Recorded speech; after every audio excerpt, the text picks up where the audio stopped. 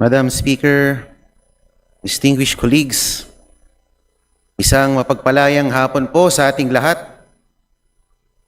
I rise to respectfully place on record my no vote in support for Honorable Francisco Kiko Barsaga and to articulate principled opposition to any disciplinary action that undermines constitutional freedoms and the sovereign mandate of Kong Kiko Barsaga's constituency. It bears repeating that Honorable Barsaga holds his seat not by appointment or party fiat, but because of the direct mandate of his constituents as reflected in the official election results and his assumption of office in Article 6, Section 6 of the Constitution. It points out that legislators derive their authority from the electorate. Any penalty imposed on Kong Barsaga that deprives the people of Dasmariñas of representation must be carefully scrutinized against constitutional standards. Ang pinarurusahan po natin sa mga hakbang ito ay hindi si Kong Barsaga, kung hindi ang mga taong nasasakupan ng kanyang pamumuno. Ang mga mamamayan ng Dasmariñas, Cavite ang nagbigay ng kanyang mandato at siyang nagluklok sa kanya upang iparating at marinig ang kanilang tinig sa kapulungang ito. Tila tinatanggalan natin siya o sila ng lehitimo at malinaw na pamumuno sa paulit-ulit na mga hakbang upang patahimikin ang kanilang representante. Patuloy na pinarurusahan ang kongresistang nagmiyaw-miyaw, ngunit wala pa rin nakakasuhan na malalaking magnanakaw. Masyado naman po tayong naging sensitibo. Sa larong basketball, tayo tinatawag na mga nana. Konting sagi lang, nagpa-foul na agad. Kong Miao Barsaga is merely expressing his views under a current backdrop of unprecedented level of corruption in government never before seen. Nagsasalita lang naman po siya base sa kanyang nakikita at naobserbahan. Hindi po siya nag-imbento o gumagawa ng kwento na kathang isip lamang.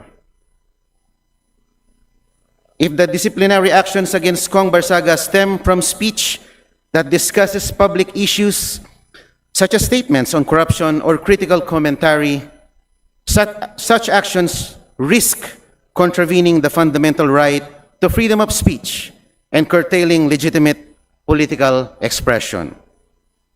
In closing, I reiterate the call I made the last time I rose in plenary to speak about the same matter. Huwag po natin hahayaan ang institusyong ito, ang House of Representatives, nagipitin ang kanilang sariling mga miyembro. Maraming salamat po, Madam Speaker. Majority Leader. Madam Speaker, may I now recognize Representative Robert Nazal to explain his vote. The Honorable Nazal is recognized.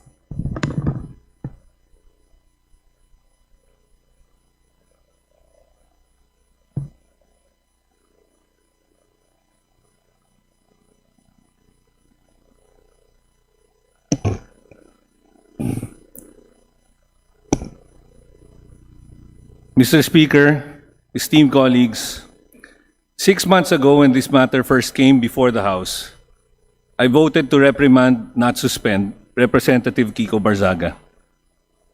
I did so after carefully weighing our Constitution, our rules, and the fundamental demands of due process. While I considered the conduct unbecoming of a member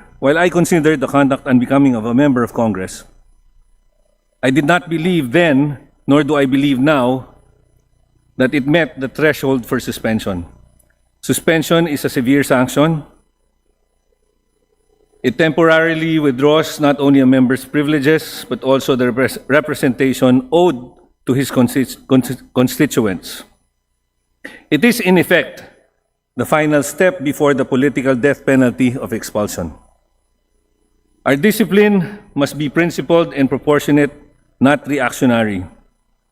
To impose another 60-day suspension today would be inconsistent with that principle and with the standards we seek to uphold. While attacks against this institution through social media are indeed improper and undermine public trust, our response must remain measured and just. We have a duty to balance accountability with fairness and to allow room for correction without unnecessarily depriving the people of the 4th District of Cavite of their chosen representative. For these reasons, in the interest of consistency and institutional integrity, I respectfully oppose the motion to suspend Representative Barzaga anew. Thank you, Madam Speaker. Majority Leader. Madam Speaker, may I now recognize Representative Elijah San Fernando to explain his vote. The Honorable San Fernando is recognized. Madam Speaker, mga kaibigan, ang kalayaan po sa pagsasalita at pagpapahayag ng damdamin ay nag-a-apply kahit sa taong pinakaayaw natin. Kahit pakaalitan, kaaway, o kinasusuklaman natin ng isang tao, hindi nito maaalis ang kanyang karapatang makapagsalita at ipahayag ang kanyang saloobin. Freedom of speech, Madam Speaker, is not selective. Hindi ito pumipili ng kulay o paniniwala sa politika. It is a constitutionally guaranteed and protected right. This representation understands the concerns of our colleagues in this august chamber. True, we must observe proper decorum. True, we, elected officials, are held to a higher ethical standard. Totoo na dapat nirerespeto at pinoproteksyonan ang ating institusyon. Pero ako po ay naniniwala na ang muling pagsuspinde kay Representative Barzaga ay hindi magpapanumbalik ng respeto ng taong bayan sa ating institusyon. Ang pagsuspinde sa isang halal na opisyal ay hindi magpoprotekta, bagkus lalong magpapahina sa kongresong ito. The will of the electorate should always reign supreme. Si Representative Barzaga ang pinili ng mamamayan ng Dasmariñas. Kaya sila lang din ang may karapatan na magtanggal sa kanya. Hayaan po natin na ang mga taga Dasmariñas ang humusga, humatol sa kanilang hinalal na kinatawan. Yun lamang po, Madam Speaker at mga kaibigan sa bulwagang ito, magandang hapon po sa atin. Majority Leader. Madam Speaker, may I now recognize Representative Egay Erice to explain his vote. The Honorable Ariz is recognized. Thank you, Majority Leader. Thank you, Madam Speaker.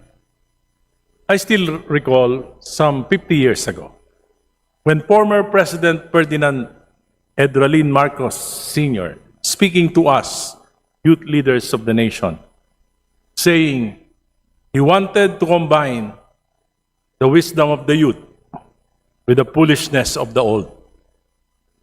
He said, the greatest advantage of the youth is the right to make mistakes in the process of learning. Mayroon po kasabihan, pagka yung bata, kakamali, kumisan, nakakatuwa. Pero pagka yung matandang katulad ko, ang nagkamali, parang nakakabwisit na.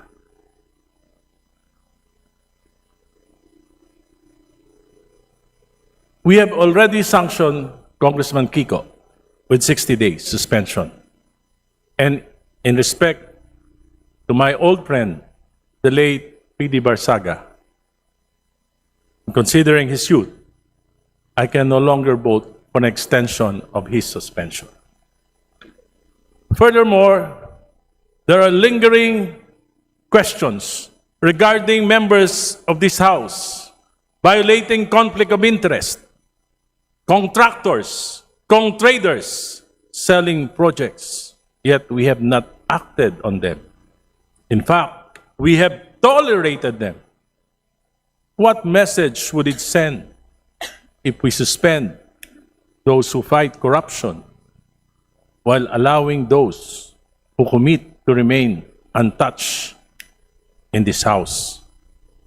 Some of the posts of Congressman Kiko, I would submit as extremely reckless. Pero nakikita ko rin po, meron din po siya mga posts that reflects public sentiment. Kaya ngayon po, pinili ko ang magpatawad. Dasal ko, Panginoon, patawarin niyo po ako tulad ng pagpapatawad ko sa kapwa ko. Pinili ko, I chose to be kind. Not just to Kiko. Chose to be kind